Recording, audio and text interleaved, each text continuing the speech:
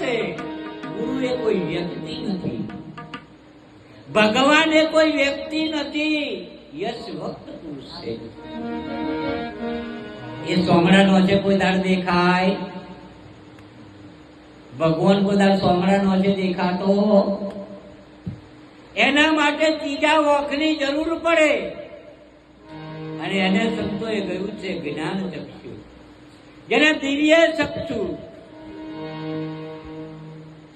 સંતો કહે છે કે તારું તન મન અને ધન અને શીશ અર્પણ કરી દે. તન મન ધન અને શીશ અર્પણ કરી પછી શેષ વધે તેને સેવો. સંતો ભાઈ કે દેહનો વચન છે એક જીવો.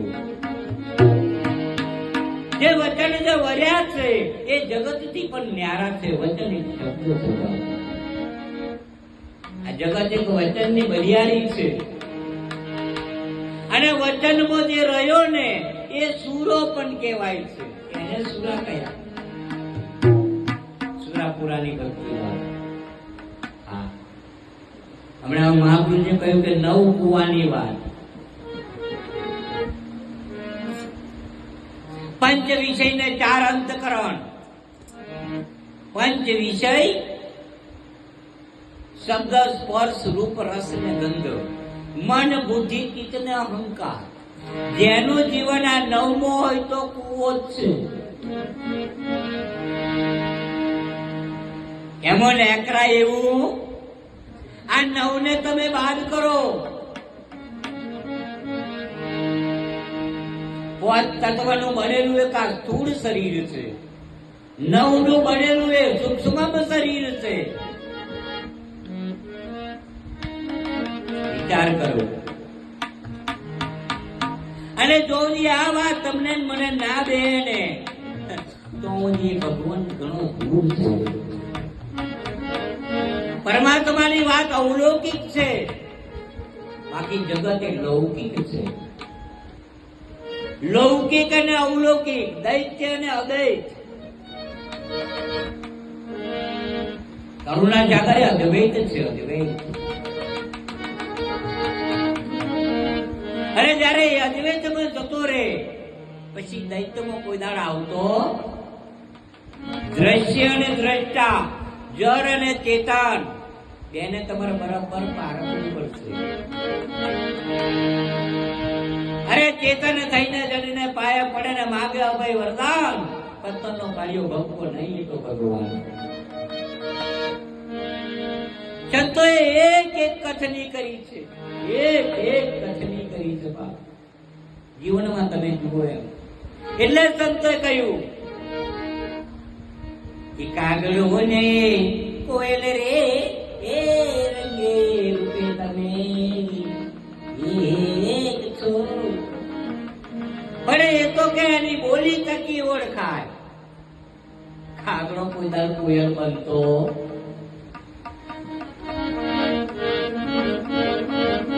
અને એ મહિમા તમારી બેની વચ્ચેનું આપણે જ્ઞાન એક માત્રા છે. જ્ઞાન માત્રા મહાન હૈ. અને જો જે જ્ઞાન માત્ર તમને મને ના લાગે તો આ ભક્તિ ક્યારે પૂરી થઈ જાય કોઈને ખબર પડે? ભક્તિનો માર્ગ છે બાપ. કે તમે ભક્તિ કરો ને એવી મારા ભય કે જીવન મુક્ત થઈ જાય, જન્મ મરણ મટી જાય, એની યાદ મટી જાય. હા, એટલે સંતે બીજા ભજનમાં એમ કહ્યું છે કે વિષય માર્ગ રે મેલીને સતતારો એ તો પુરાણાધિકારીનો કોમયા તો પુરાણાધિકારીનો વિષય માર્ગ રે મેલીને સતપારો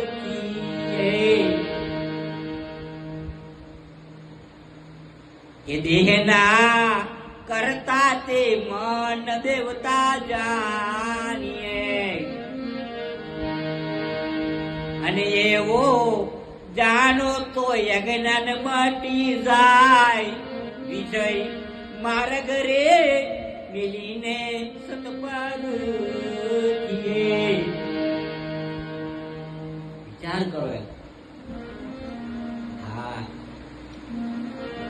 જો દી આ ભાષા નહીં દે ને તો જ્ઞાન દે એવું.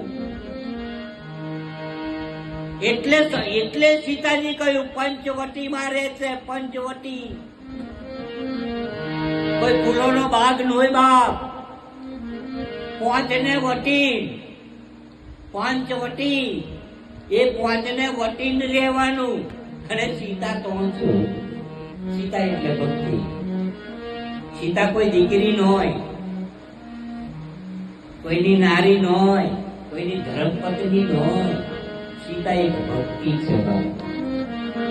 રામ એ જ્ઞાન હે, લક્ષ્મણ એ વૈરાગ છે, સીતા એ ભક્તિ છે, કૃષ્ણ એ માયા શક્તિ છે, હનુમાન એ હનુમાન છે, શ્રદ્ધા એ પાર્વતી છે, ને શંકર એ વિશ્વાસ છે. અને એ તમારી નજીકમાં આજે ઉભા છે. પલ પલની ખબરો લે છે. પલ પલની ખબરો તમારી લે છે.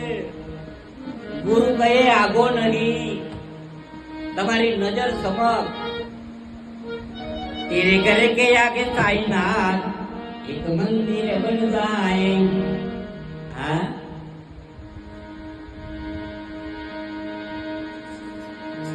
તેરે ઘર કે આગે મોટા મોટું મંદિર છે. મન મંદિર, સોનાનું મુહૂર્ત છે બાપ, સોનાનું મુહૂર્ત. જેને મન મંદિર માં પ્રવેશ કરી લીધો ને એનો બેડો પાર છે. એને કોઈ આ જગત ને રોકવા વાળો નથી.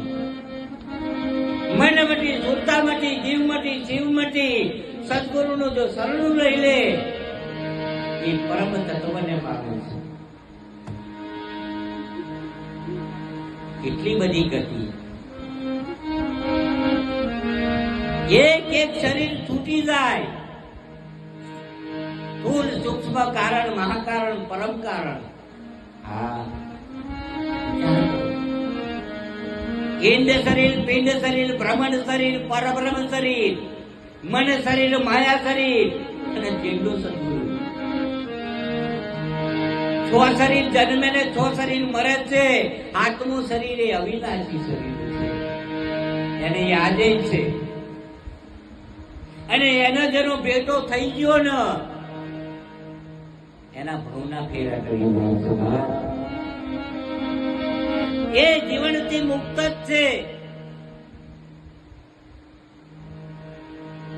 જીવન એક બુદ્ધિનું જીવન છે, બુદ્ધિની માત્રા છે જીવન. હા, અને જીવન એને કહ્યું છે જન્મ અને મરણ વચ્ચેના ગાળાને જીવન કહેવામાં આવ્યું. જન્મ અને મરણ બેના વચ્ચેના સમયને એક જીવન કહેવામાં આવ્યું. અને એ જેને અંબારી લીધું ને એ મુક્તપણું. તમારાથી જેટલું છૂટ્યું એટલું મુક્તપણું. છૂટું ના હોય ને આપણે વાત કરતા હોય પાછી ભૂલ. છૂટી જવું જોઈએ. એક એક એક એક છૂટવું જોઈએ, ઓછું થવું જોઈએ. વધારવાની કોઈ વાત કરી? હા, સંતોએ કહ્યું મન કો મિટા દે ભજન હો ગયા. મન કો મિટા દો ભજન હો ગયા. પણ આપણે વારે વારે ઊભું થાય છે, નવું નવું ઊભું થાય છે. અને એ તમારું મારું જીવન બગાડે છે બાપ.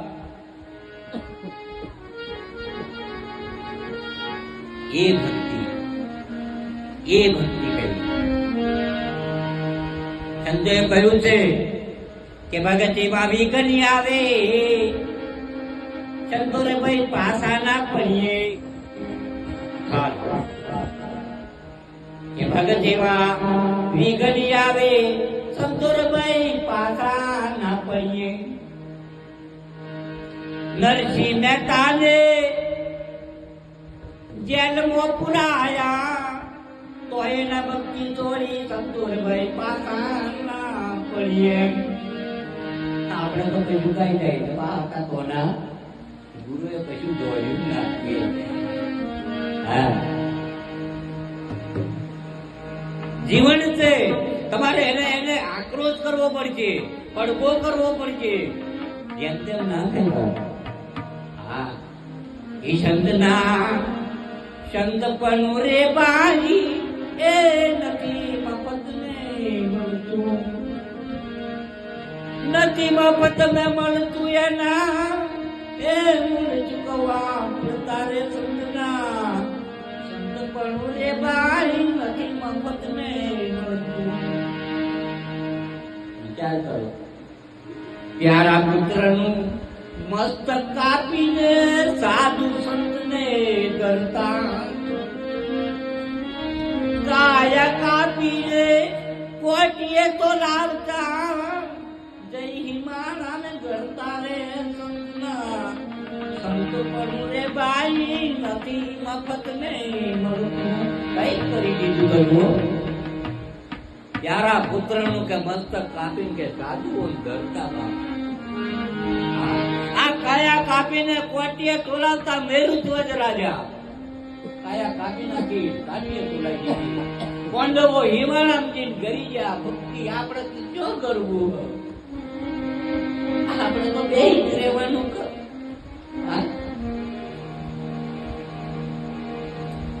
કોઈ વેચાના ભરી બજારે બાઈ, કોઈ તેલ કરાને કરતા.